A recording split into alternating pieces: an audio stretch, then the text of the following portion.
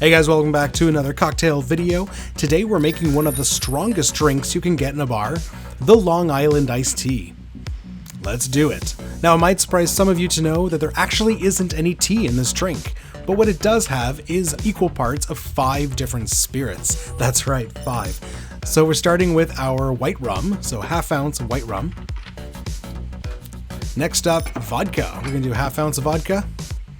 Now I'm doing half ounce for my equal parts, but hey, if you wanted to go 3/4 ounce, a full ounce, go right ahead.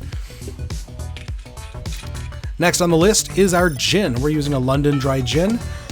Basically you want to go with the clear spirits here, so don't use aged rum or aged gin, just the clear stuff. So half ounce of gin. Next up we've got our tequila. Now technically this should be a Blanco Tequila, but I don't actually have a Blanco bottle at the moment, so we're using Reposado, but it's no big deal. Half ounce of tequila. And last but not least, our Cointreau. So half ounce of Cointreau. You could use triple sec, you could use pretty much any clear orange liqueur. I think I over poured there a little bit. No matter. Next up, simple syrup. We're going to do a 1/4 ounce. Now you could omit this ingredient. Basically it makes the drink a little sweeter. I don't think it's needed. 3/4 ounce lemon juice is our last ingredient for our booze mix. In goes some ice, top it off, and we will commence shaking. So we're shaking for about 15-20 seconds to chill, to dilute, all that good stuff. Now, shaking is the proper way to make this drink. However, it's not necessary for a drink like this. Since we're topping with Coke, I'll often simply build this right in the glass. Okay, so we're gonna grab ourselves a tall glass, so a Collins or a highball glass, filled with ice. And here's the most important part, the ratio.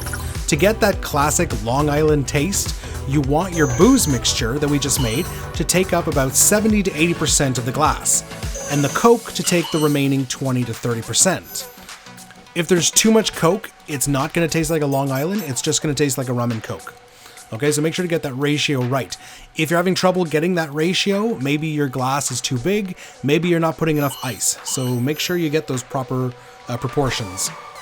Alright, next up, Coke. So we're using, any cola will work, but we're using a classic Coca-Cola made with real sugarcane. That's the good stuff. So carefully pour that in there. Let the foam settle. Let it mix around. We're gonna grab ourselves a long straw and just give it a quick mix. Let the ice settle. And then top it off, get it all the way up to the top. Okay, for garnish, nothing crazy, just a lemon wedge. That's all that's needed. Tuck it there next to the straw. And there's your drink. There you have it, the Long Island iced tea. As you can see, it has a really awesome iced tea look color. And some believe that this mix of booze and cola makes the drink actually taste like iced tea. I don't know if I fully agree with that. However, it is a very refreshing drink, and considering that it has quite a lot of alcohol, it does go down very easily. So please enjoy, but drink responsibly. And when you're done with your Long Island, how about making yourself a whiskey sour, or perhaps a pina colada?